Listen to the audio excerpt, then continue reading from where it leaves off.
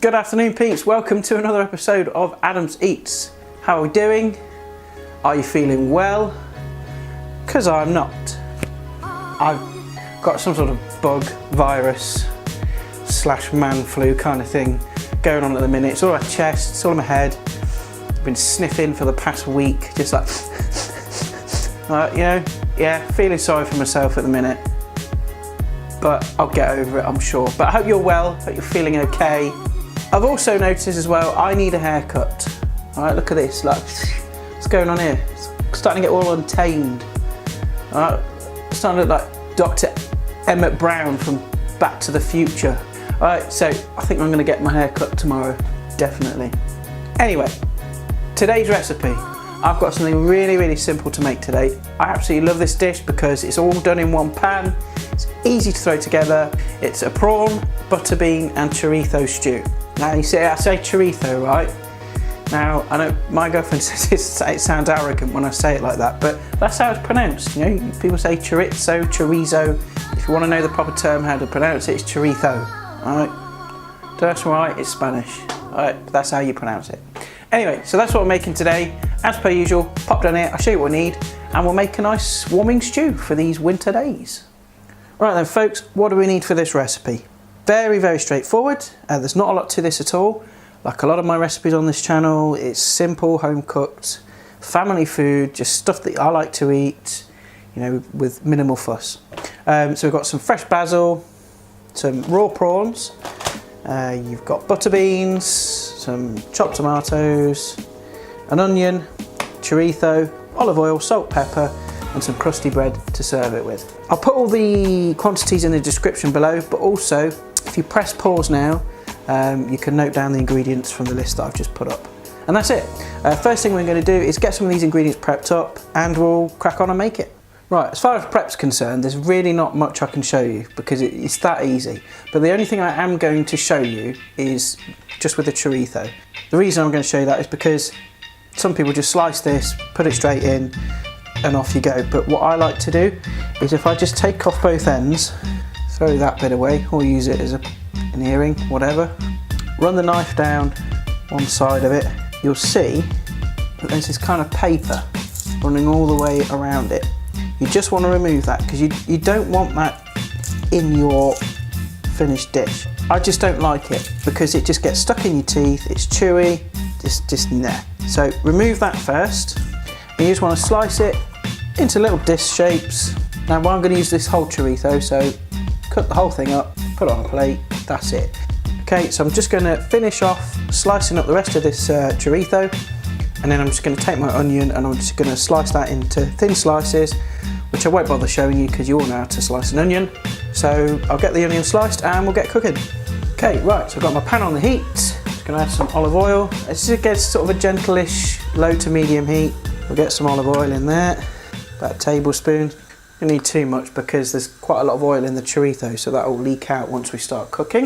And you want to get your onions in, nice sliced, and also your chorizo.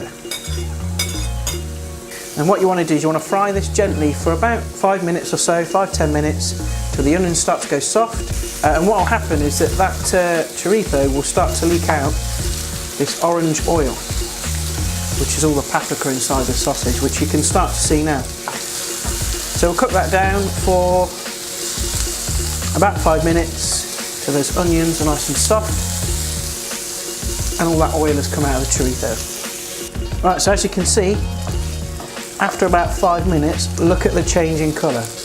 Look how lovely and golden those onions have become. That's the oil in the chorizo that's leaked out. So once you've got to that stage, onions are nice and soft. You want to put in your tomatoes. Oh, I thought those were chopped. They're not, they're whole. But that don't matter, just break them down, doesn't matter. Bit of pepper, don't add any salt. We'll add the salt at the end.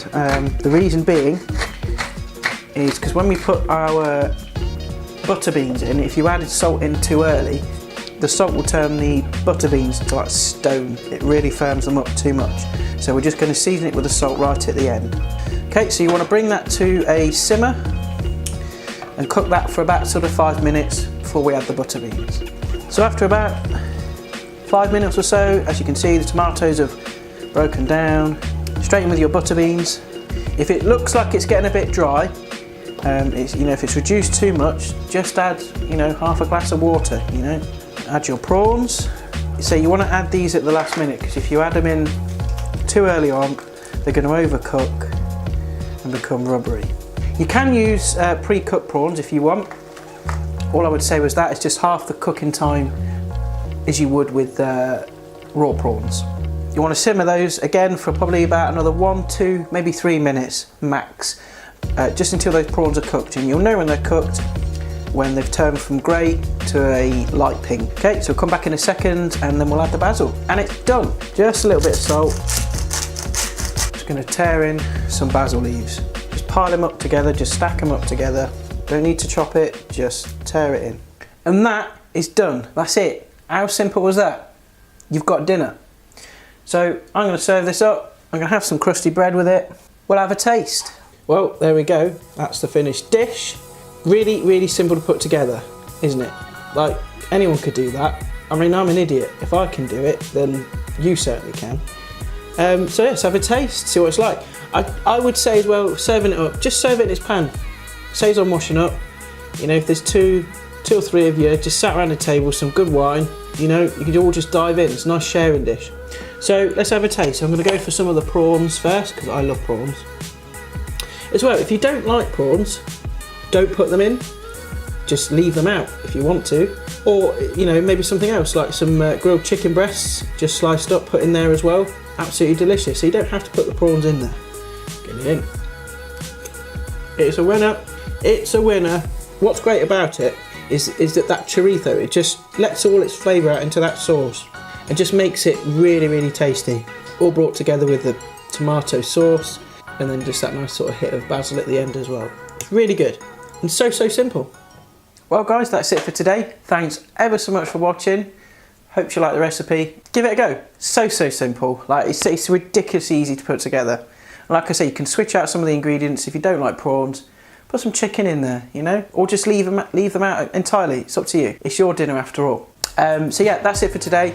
Please like, share and subscribe if you like my videos. Follow me on social media. I'll put all the links and stuff in the description below. And I'll see you guys next time. Bye for now.